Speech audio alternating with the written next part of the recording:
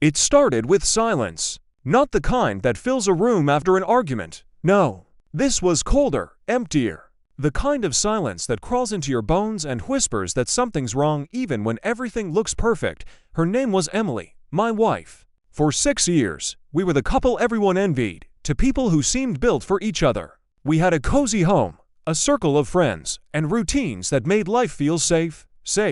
Until safety turned into suspicion. It began with small things, her laughter that used to belong to me echoing through her phone late at night, text messages she'd hide under the pillow, sudden work dinners that didn't make sense. At first, I told myself I was paranoid. She was loyal, kind, loving. I didn't want to become that husband, the one who checks phones and questions smiles. But when trust starts to rot, it spreads fast. One night, she came home smelling like rain and someone else's perfume. She said she was out with coworkers, but her voice trembled. Her eyes wouldn't meet mine. I didn't confront her. Not yet. Instead, I started watching.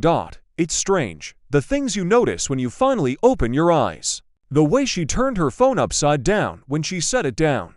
The way she lingered in the shower longer than before, smiling to herself. The way she said goodnight, soft, distant, almost rehearsed. I started staying up late, sitting in the dark, pretending to sleep while she texted. Once, I caught a name, Evan. My stomach twisted. Evan was her coworker. I'd met him twice, the perfect gentleman, with that confident charm that hides danger underneath. The next day, I drove to her office, parked across the street, waited, and there they were. She walked out with him, laughing, touching his arm like she used to touch mine. For a moment, I couldn't breathe. The world blurred, traffic, voices, everything fading except for them. She kissed him. Just once, quick, but it was enough. That's the thing about betrayal. It doesn't need to be loud to destroy you. I didn't confront her that night. I smiled, kissed her cheek, and asked how her day was. Because now, it wasn't about emotions. It was about control. If she could play a role, so could I. If she could lie, I could plan. And that was the night I made a decision. I wouldn't just catch her. I'd make her regret ever thinking she could outsmart me. This wasn't about heartbreak anymore. It was about revenge. I didn't sleep well that night. The bright bitterness of the kiss I had seen sat behind my eyes like a stone, heavy and insistent. When dawn came, I made coffee and sat at the kitchen table as if everything were ordinary. Emily woke up humming, kissed me on the cheek, and left for work with a hurried, practiced smile. It was the kind of morning that taught you how to perform grief as a small domestic ritual, but I had stopped performing. The man at the table now was quieter, and that quiet was not hollow. It was deliberate. First things first, proof. I'd learned that emotions are cheap and accusations are cheaper. If I wanted to change the stakes, I needed things that couldn't be waved away. Timestamps, receipts, names that linked to one another. Proof that fit together like puzzle pieces.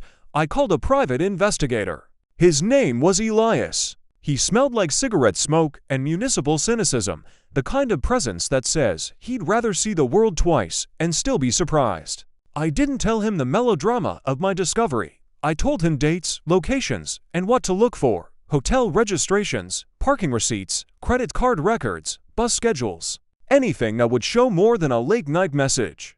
I wanted a map, not a confession. Elias moved like a man who had seen too many mirrors shattered.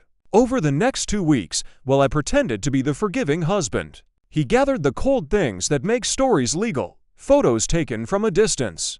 A hotel key with a date that matched a text. A receipt from a restaurant at midnight with my wife's name on the bill. He called me at the odd hours friends do when they lack patience for pretty explanations. You want to see it all before you act, he said. Because once you throw it into the light, there's no going back. I printed every image Elias sent and spread them across the dining room table like leaves. Each one revealed a small betrayal. Emily's laugh caught mid-gesture, her hand resting on Evan's knee. The two of them exiting a motel at dawn with air that smelled of deliberation rather than accident.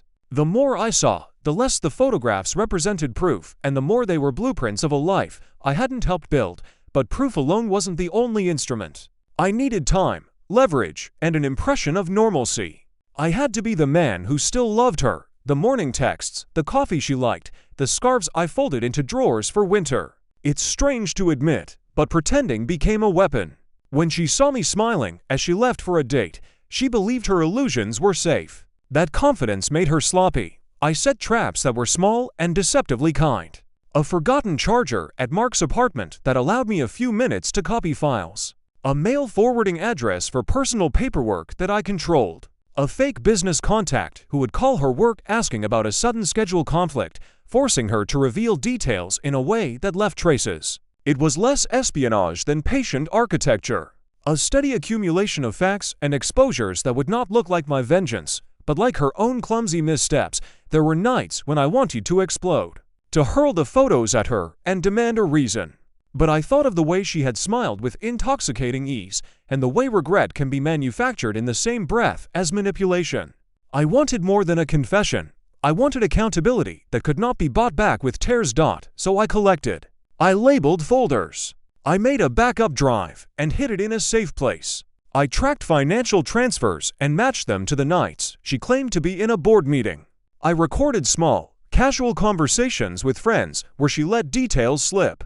I compiled a dossier not out of hatred, but from the need for a truth that would not be negotiable. We had been a house of rituals: breakfast, laundry, the Saturday market. Now each ritual was a theater of patience. I held my tongue while she bragged about a big client, and I smiled when our neighbors asked how we were. Every smile was a thread in a net I was weaving. Most nights, the hardest part was stepping into bed beside her and feeling nothing but a cool, professional detachment. It was as if I were an investigator in my own life. Sometimes I caught myself wondering whether I was saving myself by building the case or shattering the last pieces of the man I'd been. Either way, there was no turning back. Elias called one afternoon with a voice low enough to carry the kind of news I had been waiting for. "You're going to want to see this in person," he said. "It's bigger than you think." I drove to his office and watched him throw a folder on the table. Inside were images and a ledger. Under a heading, a simple phrase: pattern of transfers 14 instances, last 6 months. The ledger showed my credit card used to pay for services that hadn't existed on our statements, a trail leading not only to Evan, but to a hidden series of accounts. When I walked out into the daylight, the world smelled different. The city that had felt comfortable yesterday now seemed like a stage. I had a stack of paper, a plan, and a patience that felt like a tool. The game had only just begun. And somewhere between the printouts and the polite life we pretended to live, I started writing the rules. The dossier grew into a weight I could feel every time I picked it up. It wasn't just paper, it was tangible proof that the life I believed in was a construction of careful lies.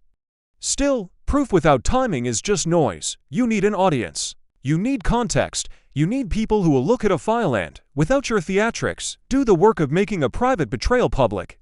I began with small, surgical moves. Nothing dramatic, no anonymous threats, no social media pylons. Subtlety mattered.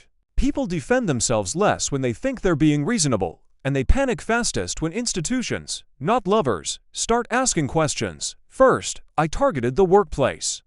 Emily's office was a comfortable place: latte machines, quiet conference rooms, colleagues who liked her for her laugh and for bringing pastries on Fridays. That same office, I discovered through Jack and Elias, was also where the paper trail could become an actual liability. A single printed email in the HR inbox with headers intact and metadata showing timestamps would force an inquiry. I didn't want to fabricate. I wanted truth presented in a way that the corporate machine could not ignore. So I let one of their small, careless exchanges slip. An innocuous forwarded project outline, actually a doctored excerpt from Mark's laptop, found its way into the hands of someone who did compliance work. It was formatted as a routine doc, nothing salacious, but the ledger entries matched the dates on my bank statements. The compliance officer called Emily in for a routine review. I watched, from my place at the kitchen table, as she answered the call and turned the color of wet paper. At the same time, I fanned tiny flames among her friends, people who'd once laughed at her jokes now tilted their heads, curiosities or suspicions thinly veiled. I asked a casual question at a book club meeting: has anyone else noticed how busy Emily's been with work travel? And let the space sit. Gossip grows in farmland. Plant the seed, water it with a fact, and it roots fast. I also used money the sleaziest way, as evidence. Small transactions that linked her expenses to locations where she'd assured me she was somewhere else. A boutique downtown, a hotel bar, a late-night sushi place appeared in the right hands. Not as proof of an affair, per se, but as anomalies begging for explanation. Institutions, for all their faults, hate anomalies. And then there was Mark. I knew his type now. Confident in public, sloppy in private. I pressured him by making his veneer crack. A carefully timed phone call from a concerned client, coached by Elias, worried him into checking backups. An invoice he'd created to cover their weekend disappeared into an internal audit. Panic makes people clumsy. Clumsy makes records appear. Through it all, I kept my face soft. I bought flowers some Sundays. I made coffee the way she liked it. I learned her favorite songs and put them on a playlist while she did the dishes. Her trust was still an asset, and I used it to keep my evidence from feeling like the work of a vindictive husband.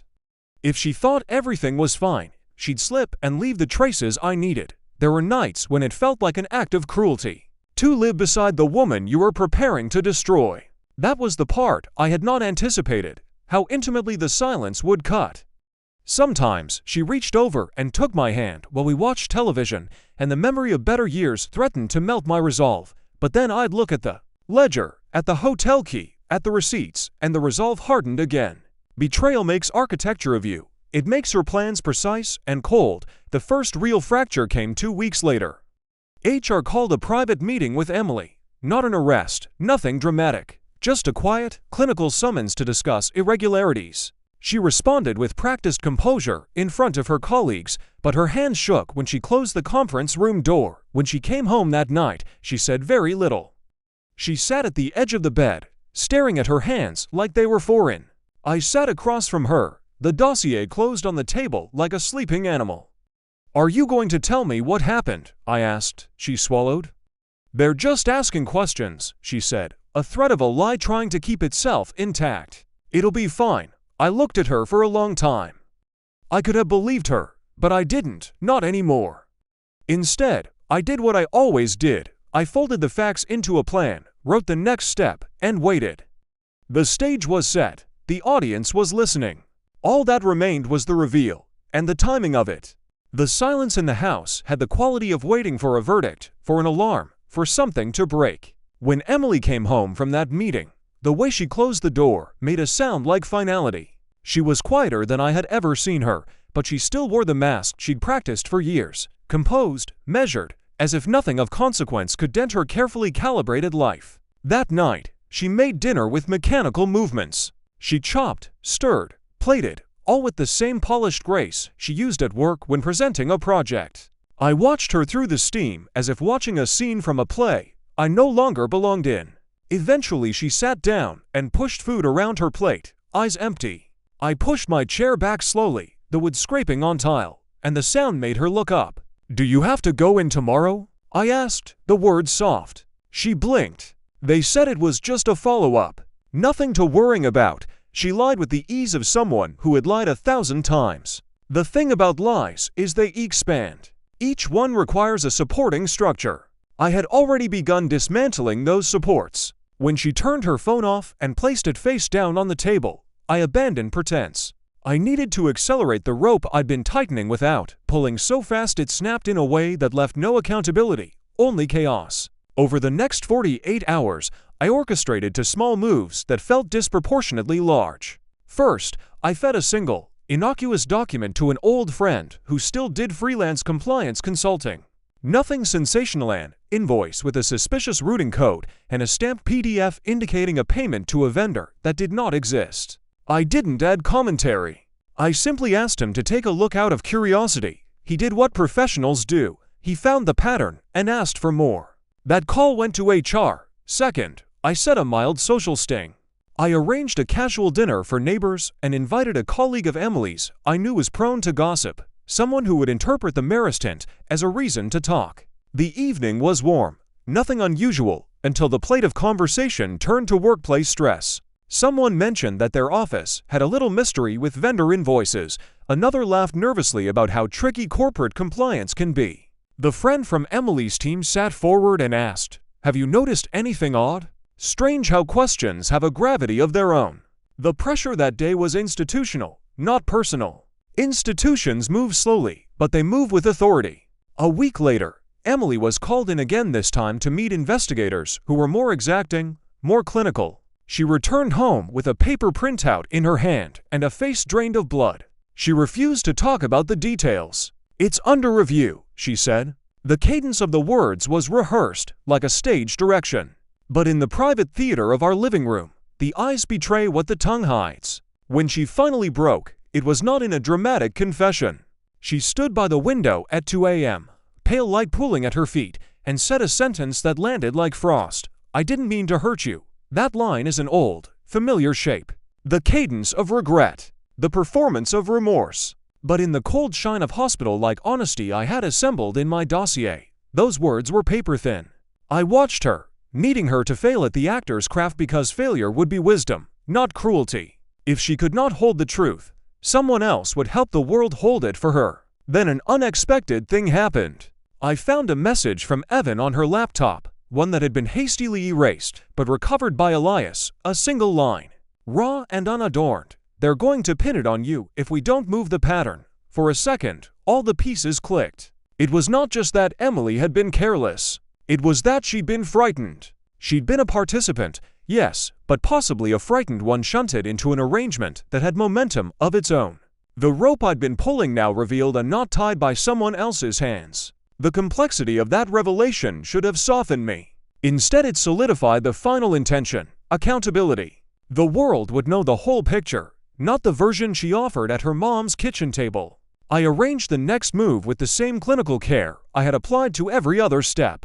Proof, when presented to authorities and colleagues in the right way, becomes its own voice. It tells the story in a language people respect. It is merciless because it is truthful. That week, the company's internal investigators asked for her computer and bank records. She handed them over in trembling compliance. She looked at me once as she left for the meeting and mouthed, without sound, "Please." I kissed her forehead and said nothing. The quiet I kept was not absence of feeling, it was the deliberate stillness of someone who had decided that justice, not spectacle, should be the final teller of truth. At night, when the house breathed, I sat with the dossier open and read the ledger like scripture. The rope had been pulled, and the structure creaked. It would fall, predictably, cleanly. But the knowledge that more people would be implicated, friends and colleagues, maybe even people I respected, made the ending less tidy than I had wished. Still, I told myself that a net that catches more than a single sinner saves more than it harms. That was the mercy I allowed myself to believe. The stage was no longer merely set. It was lit. The audience, once ignorant, was now attentive. The reveal was imminent, and for the first time since the silence that started it all, I felt the shape of what the aftermath might be. Ruin, certainly, but also a new air that might let truth breathe again. The morning she didn't come home, I didn't call her. That's the kind of silence that comes from certainty, not fear.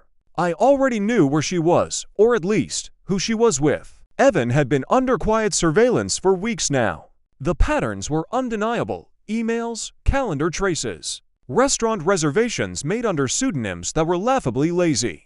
I had all of it: screenshots, receipts, timestamps. Every thread neatly woven into the tapestry of their deceit. When you spend months building an invisible cage, the most satisfying sound isn't the door locking. It's the first time they realize they're inside it. That morning, the company's legal department moved faster than expected. Emily's access badge failed before lunch. The financial review team froze her department's accounts. I didn't have to lift a finger. The dominoes were already falling in the order I had planned. She must have sensed it. Around 3 p.m., I got a single text from her: "We need to talk, please." I didn't answer. Not yet. Let her sit in the uncertainty, the same kind that had eaten me alive for months while she played pretend in the same bed we shared. By the time she came home that evening, her face looked like a map of exhaustion.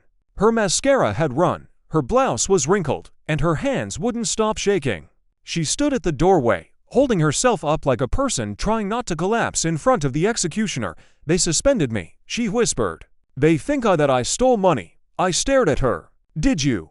Her silence was answer enough. I could have ended it there. I could have handed over the flash drive, told her exactly how I'd orchestrated her exposure, how I'd been watching her lies unravel thread by thread. But vengeance isn't about explosions, it's about precision. The clean, surgical kind that leaves scars people can't hide. Instead, I let her talk. She told me about Evan, how it started as comfort, how it turned into something she couldn't control, How he'd convinced her to reroute payments, to approve false invoices just for a while, how she thought it was temporary. Her tears came fast, ugly, unguarded. The kind you don't fake, for a flicker of a moment. I almost felt pity, almost. Then she said the one thing that killed the last remnant of that mercy. He told me you'd never find out. The sentence cut deeper than the betrayal itself. It wasn't just that she'd done it. It was that she'd underestimated me. That night, while she slept restlessly in the guest room, I sent the final email. A blind carbon copy to 3 addresses, corporate, federal, and press. Attached was everything. The financial records, the timestamps, the correspondence between her and Evan. Clean, irrefutable, anonymous. By sunrise, the story had broken internally. Corporate fraud and misconduct. Investigation expands. Her name wasn't public yet, but inside the company, whispers spread faster than truth ever could. She tried calling me dozens of times while being escorted out of the office. I let every call ring. Each vibration of the phone was a heartbeat of justice. That evening, she came home one last time to collect her things. The air was thick with all the words we'd never said and the ghosts of the ones we had. She paused by the doorway, suitcase in hand, and looked back at me. "I loved you," she said quietly, her voice small and breaking. I looked up from my desk and replied, "No, Emily, you loved who you were when I didn't know the truth." She left without another word. The sound of the door closing echoed through the house like a verdict. I stood there for a long time after that, staring at the space she used to fill. The ache in my chest wasn't triumph, it was something colder, heavier. I'd built this justice so carefully, but it didn't feel like victory. It felt like surviving a fire you set yourself. Outside, the sun was setting, painting the city in red and gold. Somewhere out there, Evan was realizing his part in the story had ended too. A quiet visit from investigators, a frozen account, a ruined career. Everything as it should be. But as I sat there, listening to the hum of the empty house, I couldn't help but ask myself one question I hadn't anticipated. What happens to the Avenger when the enemy is gone? The answer didn't come that night. It would come later in the silence that follows the storm, when all you have left are ghosts and the sound of your own breathing. Weeks passed, but time didn't heal anything. It only made the silence louder. The house was too big now, the air too still. Every sound, the creak of a floorboard, the hum of the refrigerator, felt like a memory trying to haunt me. I had destroyed her. Completely. Emily lost her job, her reputation, and every friend connected to our world. Evan had vanished. Rumors said he fled the city after the investigation expanded to criminal charges. The company was safe, my position untouched. From the outside, I looked like a man who had survived betrayal and come out stronger. But inside, I was just hollow. One night, about a month after it all ended, I got an email. No subject line, no sender name, just a message that read, "Are you happy now?" It was from her. I knew it instantly. There was no threat, no apology, just 6 words that cut deeper than anything she'd ever said. Was I happy? I had everything I wanted. Justice, vindication, closure. And yet, for the first time, I realized vengeance doesn't close wounds, it preserves them. It keeps them alive, raw, bleeding. I found myself driving by the coffee shop where we first met. It was late, just before closing. The same soft music played through the speakers, the same warm light spilling onto the street.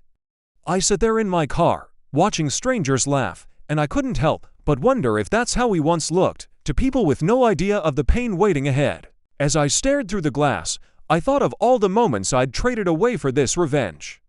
The nights we laughed until morning, the trips we never finished planning, the simple peace of coming home to someone who knew your story, all gone. I didn't forgive her, not really, but I started to understand something. Vengeance doesn't rewrite betrayal. It only mirrors it. I had become the very thing I hated, secretive, manipulative, cold. The only difference was my justification. The next morning, I packed a small bag, left my phone on the kitchen counter, walked out of the house without locking the door. I didn't know where I was going, but for the first time, I didn't need control. I just needed distance. As I crossed the bridge leaving the city, I looked out at the skyline, the same one I'd built my entire life around. Behind it, the sun was rising, casting light over the glass and steel like a quiet apology from the world. I whispered into the empty car, "You win, Emily. You took everything. Even the part of me that cared, And yet, somehow, saying it didn't feel like defeat. It felt like release. I drove until the city disappeared in the rearview mirror. No destination, no plan. Just a man finally free from the ghosts he created, and the woman who taught him that love, once broken, never truly dies, it just changes form. The road stretched endlessly before me, golden under the morning light. And for the first time in months, I didn't feel the weight of her betrayal, only the faint, unfamiliar sense that maybe, just maybe, I could start again. Would you like me to now come up with a title and YouTube description for this story in the same dark emotional tone as before?